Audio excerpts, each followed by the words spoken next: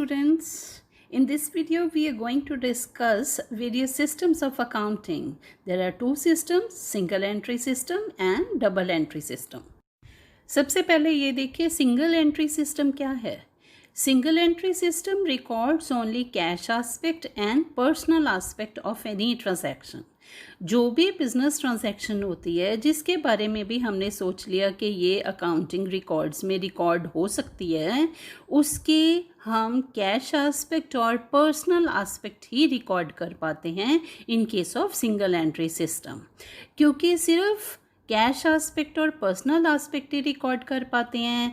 कोई accrual item, कोई outstanding item, कोई प्रीपेड आइटम, कोई नॉन कैश आइटम हम रिकॉर्ड नहीं कर पाते. कोई क्रेडिट ट्रांजैक्शंस रिकॉर्ड कर नहीं पाते. इसलिए इस सिस्टम को हम बोलते हैं सिस्टम ऑफ इनकम्प्लीट रिकॉर्ड्स. इसको अनसाइंटिफिक सिस्टम भी बोलते हैं क्योंकि इसके अंदर कोई अकाउंटिंग के रूल्स ही नहीं हैं. क्योंकि अकाउंटिंग के रूल्स नहीं हैं इसलिए ये बहुत सिंपल और इजी सिस्टम है. कोई भी इंसान जिसको एक्सपर्ट नॉलेज नहीं भी है अकाउंटिंग की वो भी इसको सीख के कर सकता है. लेकिन ये सिर्फ स्मॉल स्केल बिजनेस में जहाँ पे कैश बेसिस पे ही ट्रांजैक्शंस हो रही हैं सिर्फ वहीं पे यूज़ हो पाएगा. लार्ज स्केल मॉडर्न बिजनेस में ये नहीं यूज़ हो पाएगा.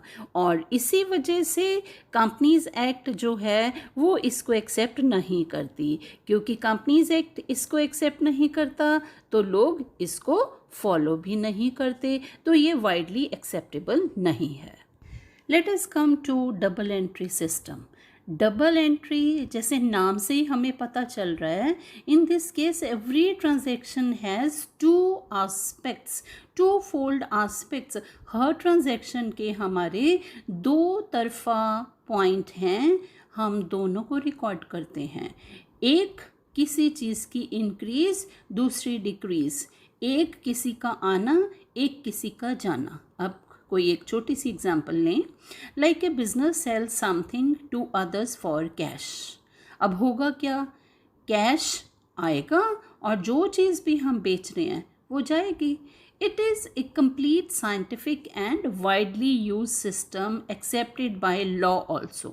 जो प्रॉब्लम्स हमने सिंगल एंट्री सिस्टम की देखी कि वो इनकम्प्लीट है, अनसाइंटिफिक है, एक्सेप्टेबल नहीं है, लॉ भी उसको एक्सेप्ट नहीं करता, इसलिए लोग यूज़ नहीं करते, वो सारी प्रॉब्लम्स डबल एंट्री सिस्टम में रिमूव हो जाती हैं. तो ये दो एस्पेक्ट रिकॉर्ड करता है और वो दो एस्पेक्ट हैं डेबिट और credit.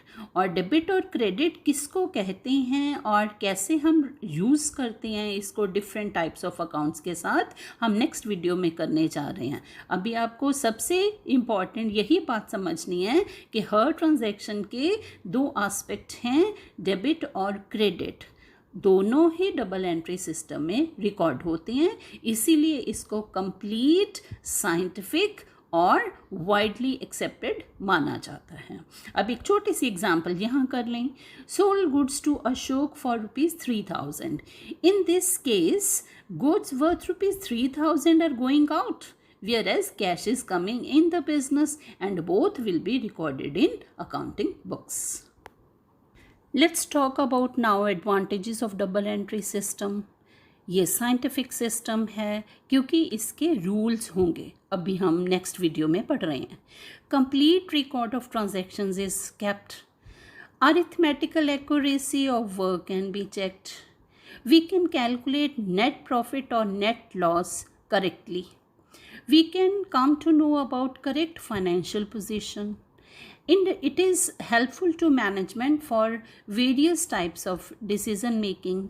It can help to detect the frauds. लोग फ्रॉड कर जाते हैं, हेरा फेरियाँ कर जाते हैं, वो भी इस सिस्टम की हेल्प से हम पकड़ पाएंगे.